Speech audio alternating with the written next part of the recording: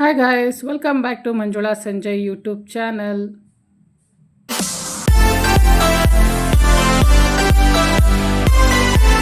ಇನ್ನು ಇವತ್ತು ಆಫೀಸ್ಗೆ ಹೋಗಬೇಕಿತ್ತು.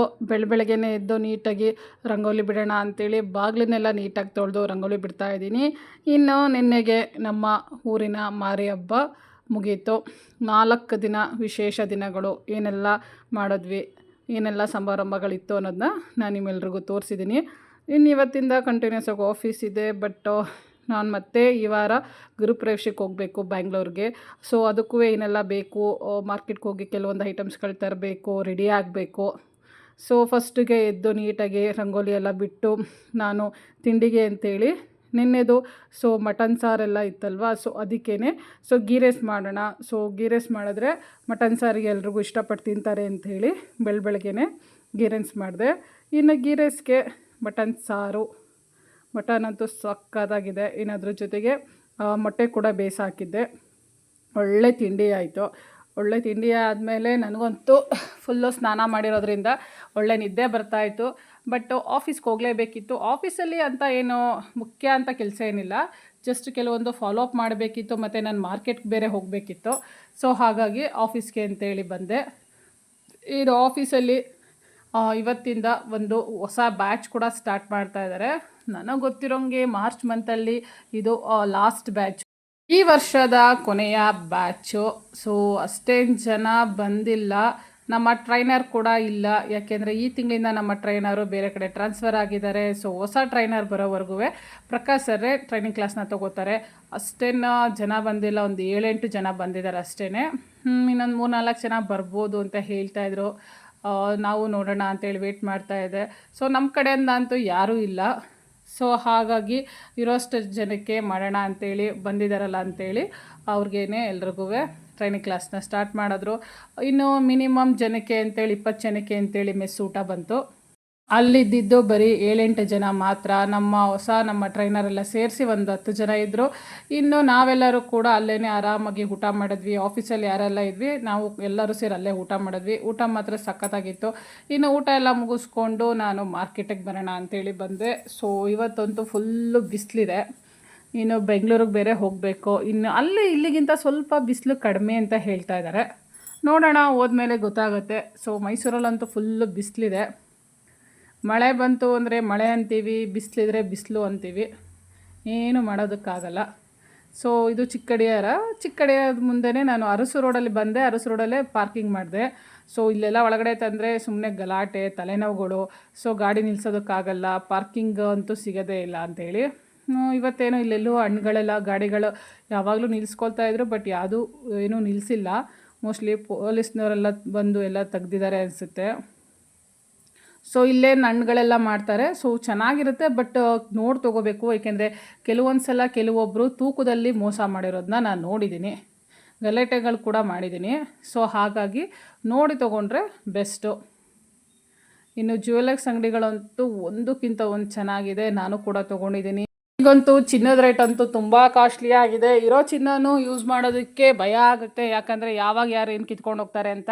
ಯಾಕೆಂದರೆ ರೀಸೆಂಟ್ಲಿ ಇವಾಗೇ ನಾನು ಬಸ್ಸಿಂದ ಇಳಿಬೇಕಾದ್ರೆ ಯಾರೋ ಇಬ್ಬರು ಬೈಕಲ್ಲಿ ಹೋಗೋರು ಕತ್ತಲ್ಲಿ ಚೈನ್ನ ಕಿತ್ಕೊಂಡು ಹೋದ್ರಂತೆ.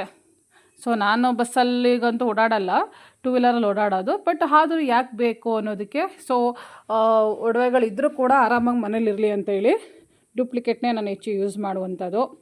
ಸೊ ಇಲ್ಲಂತೂ ಒಂದಕ್ಕಿಂತ ಒಂದು ಚೆನ್ನಾಗಿದೆ. ನಿಧಾನಕ್ಕೆ ನೀಟಾಗಿ ಹುಡುಕಿದ್ರೆ ಡಿಸೈನ್ಸ್ಗಳು ತುಂಬಾ ನೀಟಾಗಿ ಫಿನಿಷಿಂಗ್ ಇರೋ ಚೆನ್ನಾಗಿ ಸಿಗುತ್ತೆ.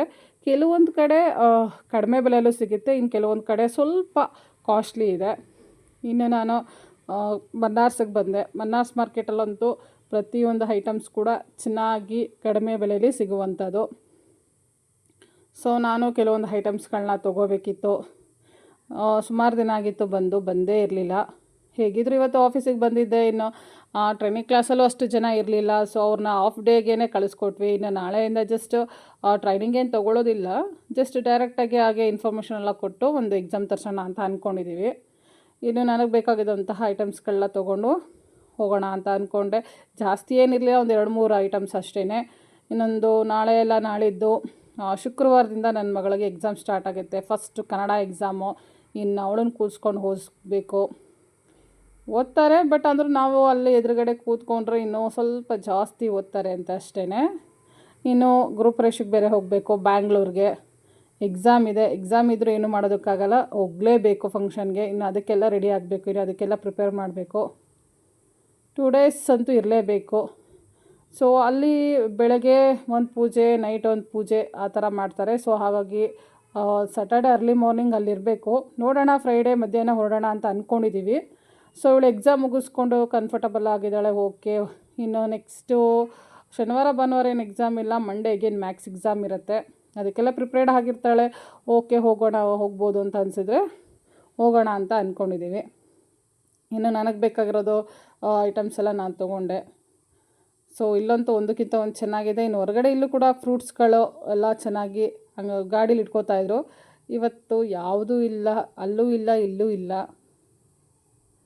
ಬಿಸಿಲಂತೂ ತುಂಬ ಇದೆ, ಕಣ್ಣೇ ಬಿಡೋಕ್ಕಾಗ್ತಿಲ್ಲ, ಅಷ್ಟು ಬಿಸಿಲಿದೆ. ಸೊ ಈ ಬಿಸಿಲಲ್ಲಂತೂ ಕೆಲವರು ಆಗೋದೇ ಇಲ್ಲ, ಸನ್ಸ್ಟ್ರೋಕ್ ಅಂತೂ ಹಾಗೇ ಆಗುತ್ತೆ ಕೆಲವ್ರಿಗೆ. ಸೊ ನನಗೂ ಜಾಸ್ತಿ ಈ ಥರ ಬಿಸಿಲಲ್ಲಿ ಓಡಾಡಿದ್ರೆ ಕಣ್ಣೆಲ್ಲ ತುಂಬ ಉರಿ ಬರುತ್ತೆ, ತಲೆನೋವು ಬರುತ್ತೆ. ಸೊ ಹಾಗಾಗಿ ನಾನು ಕೂಡ ಗ್ಲಾಸ್ ಯೂಸ್ ಮಾಡ್ತೀನಿ. ಸೊ ಯಾರೆಲ್ಲ ಆ ಥರ ಪ್ರಾಬ್ಲಮ್ ಇರುತ್ತೆ ದಯವಿಟ್ಟು ಗ್ಲಾಸ್ಗಳನ್ನ ಯೂಸ್ ಮಾಡಿ. ಇಲ್ಲಾಂದರೆ ತಲೆನೋವು ತುಂಬ ಜಾಸ್ತಿ ಬರೋದಿರುತ್ತೆ, ಕಣ್ಣು ಮಂಜಾಗೋದು ಅಂತ ಇರುತ್ತೆ, ಕಣ್ಣುರಿ ಬರೋದಂತಿರುತ್ತೆ. ಸೊ ಯಾರೂ ನೆಗ್ಲಿಜೆನ್ಸಿ ಮಾಡಬೇಡಿ, ದಯವಿಟ್ಟು ಎಲ್ಲರೂ ತೋರಿಸ್ಕೊಡ್ಲಿ ಅಂತ ಹೇಳ್ತೀನಿ. ಸೊ ಇಲ್ಲಂತೂ ಪ್ರತಿಯೊಂದು ಐಟಮ್ಸ್ಗಳು ಸಿಗುತ್ತೆ. ಒಂದೊಂದು ಸಲ ಮರ್ತೇ ಹೋಗುತ್ತೆ. ಸೊ ನೆನಪಲ್ಲಿರುತ್ತೆ ಇದೆಲ್ಲ ತೊಗೋಬೇಕು ಅಂತೇಳಿ, ಅಲ್ಲಿಗೆ ಬಂದಾಗ ಆ ಪ್ಲೇಸಿಗೆ ಬಂದಾಗಂತೂ ಮರ್ತೇ ಹೋಗುತ್ತೆ. ಇನ್ನು ಇಲ್ಲೇ ಒಂದು ಹೋಮಿಯೋಪತಿದು ಒಂದು ಶಾಪ್ ಇದೆ. ಸೊ ಅದಂತೂ ತುಂಬಾ ಚೆನ್ನಾಗಿದೆ. ಅಲ್ಲಿ ಗ್ಯಾಸ್ಟ್ರಿಕ್ಕಿಗಿರ್ಬೋದು, ನಾನು ಹೆಚ್ಚಾಗಿ ಅಲ್ಲಿ ಹೋಗಿ ತೊಗೊಳೋದೆ ಗ್ಯಾಸ್ಟ್ರಿಕ್ಕಿಗೆ ಸಂಬಂಧಪಟ್ಟಂಗೆ ಟ್ಯಾಬ್ಲೆಟ್ಸ್ಗಳು, ಹೋಮಿಯೋಪತಿ ಟ್ಯಾಬ್ಲೆಟ್ಸ್ಗಳು, ಒಂದು ಶಿರಪ್ ಅಂತೆಲ್ಲ ಕೊಡ್ತಾರೆ. ತುಂಬಾ ಚೆನ್ನಾಗಿರುತ್ತೆ, ತುಂಬಾ ಬೇಗ ಎಫೆಕ್ಟ್ ಆಗುತ್ತೆ, ಯಾವುದೇ ರೀತಿಯ ಸೈಡ್ ಎಫೆಕ್ಟ್ ಕೂಡ ಇರೋದಿಲ್ಲ. ಗ್ಯಾಸ್ಟ್ರಿಕ್ಸ್ ಪ್ರಾಬ್ಲಮ್ ಇರೋರಿಗೆ ಅದು ಇದು ಮಾತ್ರೆ ತಿನ್ನೋ ಬದಲು ಈ ಒಂದು ಆಯುರ್ವೇದಿಕ್, ಹೋಮಿಯೋಪತಿ ಅದ್ರ ಬಗ್ಗೆ ಇಷ್ಟ ಇರೋರು ಸೊ ಅದರಲ್ಲಿ ಕೆಲವೊಂದು ಟ್ಯಾಬ್ಲೆಟ್ಗಳನ್ನ ಯೂಸ್ ಮಾಡಿದ್ರೆ ಒಳ್ಳೆಯದು. ತುಂಬ ಸಿಂಪಲ್ಲಾಗಿರೋದನ್ನೇ ಕೊಡ್ತಾರೆ, ಅದು ನಿಧಾನಕ್ಕೆ ಕ್ಯೂರ್ ಆಗುತ್ತೆ, ಬಟ್ ತುಂಬ ಒಳ್ಳೆಯದು. ಇನ್ನು ಅಲ್ಲಿಂದ ಬರಬೇಕಾದ್ರೆ ಅರಸು ರೋಡು, ಡ್ಯಾಸಲ್ಸು, ಕಲರ್ಫುಲ್ ಡ್ರೆಸ್ಸಸ್ಗಳು ಸಖತ್ತಾಗಿದೆ. ಫಿನಿಷಿಂಗ್ ಅಂತೂ ತುಂಬಾ ಚೆನ್ನಾಗಿ ಬಂದಿದೆ. ನನಗಂತೂ ತುಂಬ ಇಷ್ಟ ಆಯಿತು. ಬಂದು ನನ್ನ ಮಗಳಿಗೆ ತೋರಿಸ್ದೆ, ಅವಳು ತುಂಬ ಇಷ್ಟಪಟ್ಟಳು. ಇನ್ನು ಮನೆಯಲ್ಲಿ ಆರಾಮಾಗೆಲ್ಲ ಕೆಲಸ ಮುಗಿಸ್ಕೊಂಡು ಒಂದು ರೌಂಡ್ ನಿದ್ದೆ ಮಾಡಿಕೊಂಡು ಇನ್ನು ರಾತ್ರಿ ಊಟಕ್ಕೆ ಅಂಥೇಳಿ ರೆಡಿ ಮಾಡೋಣ ಅಂಥೇಳಿ ಬಂದೆ. ಇನ್ನು ರಾತ್ರಿ ಊಟಕ್ಕೆ ಇನ್ನು ಬೆಳಗ್ಗೆದೇ ಎಲ್ಲ ಸಾಂಬಾರಿತ್ತು, ಅದಕ್ಕೇನೆ ಬಿಸಿ ಬಿಸಿ ರೈಸ್ ಮಾಡೋಣ ಅಂಥೇಳಿ ಮಾಡಿದೆ. ಇನ್ನು ನನ್ನ ಮಗಳು ಕೇಳಿದೆ, ಅವಳೇನೋ ಚಪಾತಿ ರೊಟ್ಟಿ ಬೇಕು ಅಂದರೆ ಮಾಡ್ಕೊಡೋಣ ಅಂಥೇಳಿ. ಅವಳೇನು ಬೇಡ ಅಂದ್ಲು ಅಂಥೇಳಿ. ಸೊ ಇರೋ ಸಾಂಬಾರ್ಗೇ ಬಿಸಿ ಬಿಸಿ ರೈಸ್ ಮಾಡಿದೆ.